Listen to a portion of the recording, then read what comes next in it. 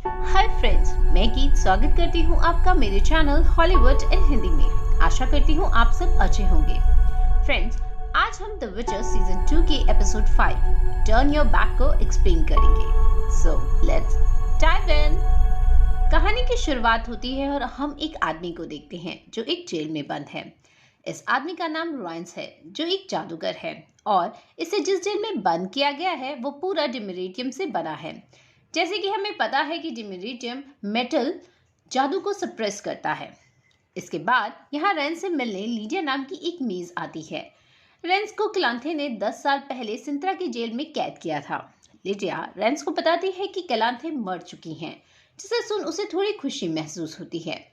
Lydia Reigns को कहती है कि वो भी अब आजाद हो सकता है, मगर उसे क्लांथे की नातिन यानी सीरी को ढूंढना होगा, जिसे थोड़े समय पहले सॉर्डन हिल के आसपास देखा गया है। वो आगे कहती है कि सीरी को निल्फगार्ड का एम्परर यानी व्हाइट फ्लेम भी ढूंढ रहा है, जिस पर रेंस कहता है कि उसे निल्फगार्ड के एम्परर के एहसानों तले दबने का कोई शौक नहीं है। जिसके बाद लिडिया उसे बताती है कि वो अब निल्फगार्ड के राजा के लिए काम नहीं करती। लिडिया किसके लिए काम करती है वो आगे स्टोरी में रिवील होगा।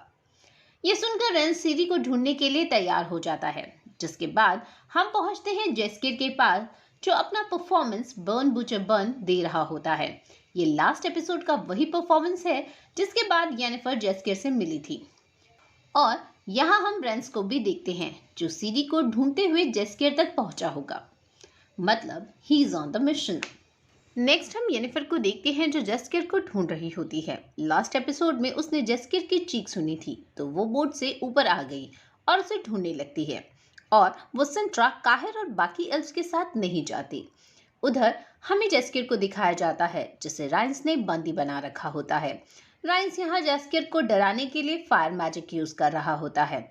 जैसे कि हमें बताया गया है कि फायर मैजिक मेजेस के लिए एडोचुजा में बैन होता है, और इसी मैजिक के चलते येनिफर अपना जादू खो चुकी है, क्योंकि उसने सॉर्डन हिल में फायर मैजिक का इस्तेमाल किया था। मगर हम यहाँ देख पाते हैं कि राइन्स यहाँ फायर मैजिक इजीली यूज कर पा रहा है। ऐसा क्यों है ये अभी क्लियर नहीं है। इसके बाद हम गैरल्ट को देखते हैं, जो एस्ट्रिड को बताता है कि सिंट्रा के बाहर एक मोनोलिथ है, जो किसी तरह से गिर गया और टूट गया, और अब उसमें से क्रीचर्स की एक सब स्पीशीज बाहर निकल रही है। गैरल्ट आगे कहता है कि उसके अनुमान के मुताबिक वो क्रीचर्स सालों से भूमिगत ढांचे में बसे हुए थे। शायद उनकी यूनिक म्यूटेशन की यही वजह हो सकती है। जिसे सुन एस्ट्रिड हंसने लगता है और कहता है कि ये मुमकिन नहीं है, जिस पर गैरल्ट उसे उस मॉन्स्टर का सर दिखाता है। उधर हम येनिफर को देखते हैं, जो एक औरत को कुछ पैसे ऑफर करती है और बदले में उसे सिपाहियों के डेरे में जाकर यास्किर का पता लगाने के लिए कहती है, जिसके लिए वो औरत तैयार हो जाती है। नेक्स्ट गेराल्ट और एस्ट्रिड उस टूटे हुए मोनोलिथ के पास जा रहे होते हैं, जहां रास्ते में एस्ट्रिड कहता है कि मोनोलिथ ऐसे नहीं टूटते, उसके लिए बहुत फोर्स चाहिए होता है, और इतना फोर्स कहां से आ सकता है। जिस पर गेराल्ट कहता है कि तुम हिस्टोरियन हो, तो तुम बताओ। एस्ट्रिड कहता है कि क्लांथे ने कभी भी उसे मोनोलिथ्स पर स्टडी करना अलाउ नहीं किया, मगर निल्फगार्ड करता है। उन्हें वहां जाते हुए निल्फगार्ड के 2 सिपाही देख लेते हैं, और एस्ट्रिड उन सिपाहियों को अपने पेपर्स दिखाता है, मगर वो लोग नहीं सुनते और एस्ट्रिड पर हमला करने वाले ही होते हैं। मगर गेराल्ट उसमें से एक सिपाही को मारता है और दूसरे सिपाही को एस्ट्रिड अपने जादू से मार डालता है, और वो दोनों आगे बढ़ते हैं। आगे हमें कैर मॉरन ले जाया जाता है, जहां सीरी ट्रेनिंग कर रही होती है, और ट्रिस उसके पास आकर उसे कहती है कि अब उसे जादू सीखने में कोई इंटरेस्ट नहीं है क्या।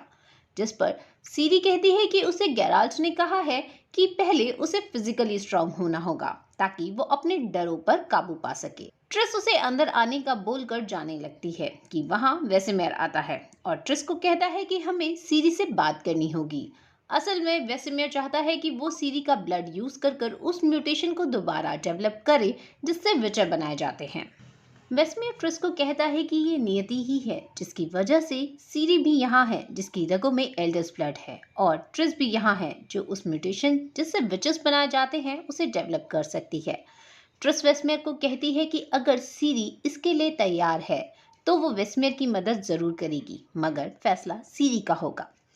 नेक्स्ट हम येनिफर को देखते हैं जो एल्व्स के ऊपर सिपाहियों को जुल्म करते देखती है और अपना जादू इस्तेमाल करने की कोशिश करती है, मगर वो जादू नहीं कर पाती। तभी वहां वो औरत आती है जिसने येनिफर से जेस्कियर को ढूंढने के लिए पैसे लिए थे। वो येनिफर को कहती है कि उसे जेस्कियर वहीं मिलेगा जहां वो येनिफर को पहली बार मिला था। उधर जेस्कियर को राइन्स टॉर्चर कर रहा होता है और गैरल्ट के बारे में जानकारी मांग रहा होता है कि तभी वहां येनिफर आती है जो जेस्कियर की बीवी होने का नाटक करती है, जिससे राइन्स थोड़ा कंफ्यूज हो जाता है और येनिफर को डराने के लिए अपनी उंगली में फायर मैजिक यूज कर आग को उसके चेहरे के पास लाता है, मगर येनिफर के मुंह में अल्कोहल होती है जो वो उसकी तरफ फेंकती है, जिससे राइन्स के चेहरे को आग पकड़ लेती है और मौका देखकर वो जेस्कियर को लेकर वहां से निकल जाती है। येनिफर के पास भले ही जादू ना हो, मगर वो बहुत बहादुर होती है। इसके बाद गेराल्ट और एस्ट्रेड उस मोनोलिथ के पास पहुंचते हैं जहां काफी तबाही मची होती है और जमीन में काफी बड़ी दरार होती है। ये दोनों उस दरार में जाकर देखने का डिसाइड करते हैं। नेक्स्ट हम केरमोरन पहुंचते हैं जहां वेसेमियर सीरी को कंजक्शन ऑफ द स्फेयर्स के बारे में बताता है, जहां पहले ड्राफ्ट्स, एल्व्स, ह्यूमंस और मॉन्स्टर्स सब अलग अलग स्फेयर में रहते थे, मगर एक समय आया जहां सारे स्फेयर एक दूसरे से टकराए और अब इस दुनिया में एल्व्स, मॉन्स्टर, ह्यूमन, ड्राफ्ट सब रहते हैं। इसके बाद मेजर्स ने मॉन्स्टर को अपनी मदद के लिए वेपनाइज किया, मगर ये दाव मेजर्स के लिए उल्टा ही पड़ा और मॉन्स्टर किसी के भी काबू से बाहर हो गए। इसके बाद मेजर्स ने ह्यूमंस को वेपनाइज किया, उन्हें म्यूटेट कर ज़्यादा पावरफुल बनाया और इन्हें ही हम विचर्स के रूप में जानते हैं। इन विचर्स को मॉन्स्टर को मारने के लिए बनाया गया। इसके बाद इंसानों को विचर्स से खतरा महसूस होने लगा, जिसकी वजह से उन्होंने केरमोरन पर हमला किया और विचर्स को क्रिएट करने वाले सारे इंग्रेडिएंट्स भी तबाह कर दिए, जिसके बाद अब केरमोरन में विचर्स नहीं बनाए जाते। इसके बाद वेसेमियर सीरी से उसके विचर्स बनाने में मदद मांगता है और उसे उसके ब्लड में मौजूद स्पेशलिटी को भी बताता है। सीरी इसके लिए तैयार हो जाती है, मगर वो कहती है कि पहले ये टेस्ट उस पर ही होना चाहिए। वेसेमियर इसके लिए मना कर देता है और कहता है कि ये बहुत मुश्किल काम है और वो सीरी के साथ इसका रिस्क नहीं ले सकता, क्योंकि इसमें उसकी जान का खतरा भी हो सकता है। जैसे कि हमें पहले भी बताया गया है कि 10 में से सिर्फ 3 ही बचे विचर्स बन पाते हैं। वेसेमियर सीरी को खतरे में डालने के लिए तैयार नहीं होता। नेक्स्ट हमें सिंट्रा, गेराल्ट और एस्ट्रेड के पास ले जाया जाता है जो मोनोलिथ की दरार में होते हैं, जहां ये दोनों कंजक्शन के बारे में बात करते हुए कहते हैं कि मोनोलिथ को कंजक्शन का स्कार माना जाता है, क्योंकि ये कंजक्शन के बाद ही इस दुनिया में बने हैं। ये बेसिकली टकराव के बचे कुचे अवशेष हैं। तो ये भी हो सकता है कि ये मोनोलिथ एक तरह के चैनल्स हों जिसमें मॉन्स्टर ट्रैवल कर सकते हों और इस दुनिया में आ रहे हों। उधर केरमोरन में वेसेमियर और ट्रेस सीरी का ब्लड सैंपल ले लेते हैं और वेसेमियर ट्रेस को बताता है कि सीरी चाहती है कि पहला टेस्ट उसी पर हो और ये सीरी का फैसला है। नेक्स्ट हम येनिफर और जेस्कियर को राइन्स से बचकर भागते हुए देखते हैं, जहां जेस्कियर येनिफर को बताता है कि राइन्स गेराल्ट को ढूंढ रहा है, मगर येनिफर ऐसी कोई भी जानकारी गेराल्ट तक नहीं पहुंचा सकती क्योंकि उसके पास अब जादू नहीं है।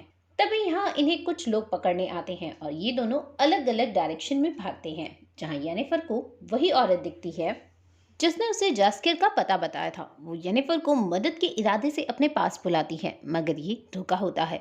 वहाँ ऑलरेडी रिडानिया के सिपाही होते हैं जो येनिफर को बंदी बना लेते हैं। इसके बाद हम सीरी को देखते हैं जिसके पास ट्रेस आती है और उसे कहती है कि उसे ये करने की जरूरत नहीं है, जिस पर सीरी कहती है कि वो सिर्फ अपनी सच्चाई जानना चाहती है और उसे लगता है कि विचर बनकर वो ऐसा कर सकती है। जिसके बाद ट्रेस उसे कहती है कि ये जानने का एक दूसरा तरीका भी है, एक जादू है जिसे डॉल ड्रोजा कहा जाता है और उसका इस्तेमाल करके वो सीरी के दिमाग के सोए हुए हिस्से में जा सकते हैं, जहां से उसे सीरी की हेरिडेटरी जानकारी भी मिल सकती है, जिससे सीरी को खुद को समझने में भी मदद मिल जाएगी। वो इस जादू का इस्तेमाल करते हैं जिसे वैली ऑफ सोल भी कहा जाता है। यहाँ ट्रेस सीरी के दिमाग में ट्रैवल कर उसकी जेनेटिक मेमोरी को एनहांस करने की कोशिश करती है। यहाँ सीरी के दिमाग में ट्रेस उसके साथ होती है, जहाँ वो दोनों एक जगह पहुँचते हैं जहाँ वो सब लोग सीरी की मेमोरी में होते हैं जो सीरी को कभी ना कभी असली ज़िंदगी में मिले हैं और सबका अपना एक टेबल है जहाँ उसे डारा, सीरी की माँ पवेटा और नानी क्वीन कलांते भी दिखती हैं। फिर सिंट्रा का दरवाजा खुलता है और सीरी और ट्रिस वहां एंटर करती हैं, जहां वो अपने पिता और माँ पवेटा को देखती है, जो थोड़े परेशान हैं। यहाँ हमें छोटी सीरी भी दिखती है। सीरी के माता पिता सीरी को लेकर परेशान हैं, क्योंकि उन्हें लगता है कि सीरी की जान को खतरा है। इसकी वजह वो प्रोफेसी हो सकती है जो सीरी के एल्डर ब्लड से जुड़ी है। ये वही दिन होता है जिस दिन पवेटा और जूनी सीरी को लेकर बोट से निकले थे और दोनों की मौत हो गई थी। इसी कॉन्वर्सेशन के दौरान एक समय आता है जब पवेटा की नज़र प्रेजेंट की सीरी से मिलती है, जिसे देख ट्रिस हैरान हो जाती है, क्योंकि ऐसा होना नहीं चाहिए।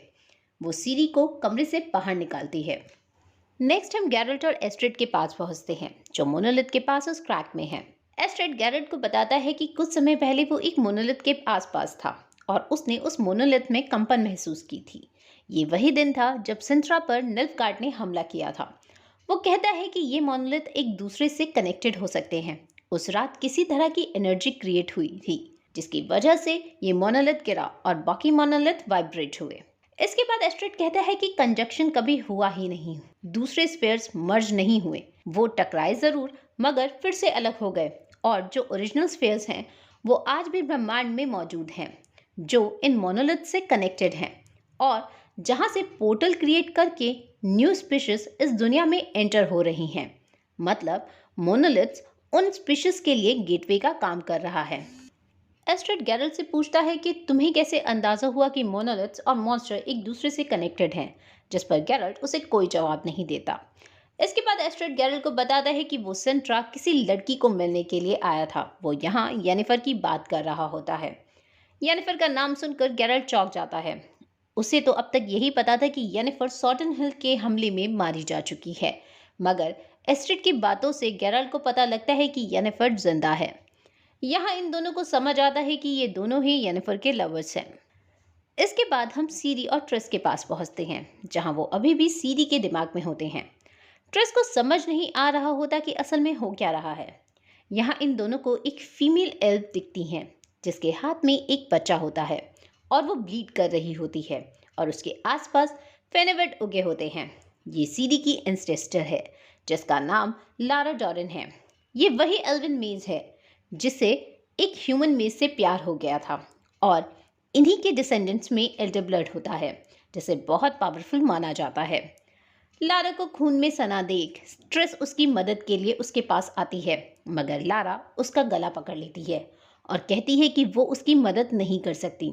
और फिर लारा सीरी की तरफ देखती है और कहती है, child of Elder blood, child of what, दुनिया खत्म होने वाली है और जो धरती है उस पर बर्फ की चादर बिछ जाएगी। फिर नया सूरज उगेगा जो एल्डर ब्लड से आएगा। एल्डर ब्लड का सीड वो आग की तरह फैलेगा और चिंगारियां बरसाएगा। तभी यहाँ वाइल्ड हंट भी आ जाते हैं। सीरी डर जाती है और गैराल्ट को आवाज लगाती है। गैराल्ट जो मोनोलिथ के पास था, उसे सीरी की आवाज सुनाई दे जाती है, और ये आवाज एस्ट्रिड को भी सुनाई देती है। और यहाँ मोनोलिथ में हवाएं चलने लगती हैं, जिससे स्टेलेसाइट के टुकड़े उड़ने लगते हैं। गैराल्ट और एस्ट्रिड अपने आप को बचाने के लिए छुप जाते हैं। इसके बाद सीरी होश में आती है और ट्रिस सीरी से घबराते हुए दूर होती है और कहती है कि अंत आने वाला है, जिसकी वजह तुम होगी। तुम ही वो बीज हो जो आग की तरह चिंगारियां फैलाएगा। वो तुम ही हो जो सबका विनाश करेगी। ट्रिस बहुत डरी होती है और सीरी ये सुन वहां से चली जाती है। उधर एस्ट्रिड गैराल्ट से पूछता है कि वो आवाज किसकी थी। गैराल्ट उसे कुछ कह पाता इससे पहले ही उसे वहां कुछ महसूस होता है। असल में वहां एक क्रीचर आता है और हवा में उड़ जाता है। शायद ये भी एक नया क्रीचर है जो पोर्टल के थ्रू इस दुनिया में आ चुका है। गैराल्ट एस्ट्रिड को पोर्टल क्रिएट कर उसे वापस कैरमोरन भेजने को बोलता है। नेक्स्ट हम सीरी को देखते हैं, जो परेशान है। वो वेस्मेर के पास आकर कहती है कि उसे विचर पोशन इंजेक्ट कर दे, अब वो तैयार है। वेस्मेर जैसे ही सीरी को इंजेक्ट करने वाला होता है, तभी वहां गैरल्ट आ जाता है और इन्हें रोकता है। वो वेस्मेर को कहता है कि आपने ऐसा सोचा भी कैसे, ये एक लड़की है और ये मर सकती है। जिस पर वेस्मेर गैरल्ट को कहता है कि इसमें क्षमता है। गैरल्ट वेस्मेर से काफ़ी नाराज़ हो जाता है और सीरी गैरल्ट को मिन्नत करती है कि उसे ये करने दे ताकि वो कुछ महसूस ना कर पाए। वो गैरल्ट को कहती है कि वो अपना पास्ट पीछे छोड़ना चाहती है, मगर गैरल्ट उसे समझाता है और कहता है कि विचर बनना कोई सॉल्यूशन नहीं है। ना ही खुद गेराल्ट और ना कभी सीरी अपना पास्ट पीछे छोड़ सकते हैं। वहीं एस्ट्रेड अपनी लाइब्रेरी में वापस आता है। अब उसको रिसर्च का एक नया टॉपिक मिल गया है, तो अब वो क्वीन कलांथे के बारे में पढ़ना शुरू करता है और उनकी फैमिली हिस्ट्री पर खोज करना शुरू कर देता है। नेक्स्ट हम काहिर को देखते हैं, जो सिंट्रा पहुंचने वाला है और उधर सिंट्रा में फ्रांसिस्का और फ्रिंजला में काफ़ी अच्छी बॉन्डिंग हो गई है। इन्हें पता चलता है कि बहुत सी बोट्स सिंट्रा आ रही हैं, जिसमें एल्व्स सिंट्रा में शरण लेने के लिए आ रहे हैं। काहिर सिंट्रा पहुंच जाता है, जहां उसे एक सिपाही रोकता है और उसे अपनी पहचान बनाने के लिए कहता है, जहां फ्रिंजला उसे देख लेती है और उसका स्वागत करती है। यहाँ हम डारा को भी देखते हैं, जिसे डिक्स्ट्रा ने सिंट्रा में एज अ स्पाई भेजा है। इसके बाद हम येनिफर को देखते हैं, जिसे बंदी बनाया गया है और यहाँ उसे डेथलेस मदर दिखती है, जो उसे कहती है कि तुम्हें जो चाहिए मिल जाएगा, बस उसे येनिफर को डेथलेस मदर से मांगना होगा। येनिफर वो शब्द बोलती है और कहती है, turn your back to the forest hut hut, जिसके बाद वो वहां से गायब हो जाती है। जैस्केर येनिफर को गायब होते हुए देख लेता है और उसे गार्ड्स पकड़ लेते हैं। उधर येनिफर डेथलेस मदर की हट में पहुंच जाती है, जहां डेथलेस मदर उसे कहती है कि मैं किसी तरह की विश पूरी नहीं करती, मैं तो सिर्फ जो तुम्हें चाहिए उसका रास्ता दिखाती हूँ। येनिफर कहती है कि उसे उसका जादू वापस चाहिए, क्योंकि उस पर उसका हक है। तो डेथलेस मदर उसे कहती है कि तुम्हें मुझ तक सीरी नाम की लड़की को पहुंचाना होगा। डेथलेस मदर खुद सीरी का रूप लेकर येनिफर को उसका फेस दिखाती है और कहती है कि सिंट्रा के बाहर एक टूटा हुआ काला दरवाजा है, उसे वहां तक पहुंचा दो, जिसके बाद तुम्हें तुम्हारा जादू वापस मिल जाएगा। यहाँ शायद वो उस टूटे हुए मोनोलिथ के बात कर रही होती है। और इसी के साथ ये एपिसोड यहीं खत्म होता है। आशा करती हूँ आपको ये एक्सप्लेनेशन पसंद आई होगी। Please like, subscribe and comment to support the channel and do ring the bell icon for latest notifications. मिलते हैं नेक्स्ट एपिसोड की एक्सप्लेनेशन के साथ। Thank you.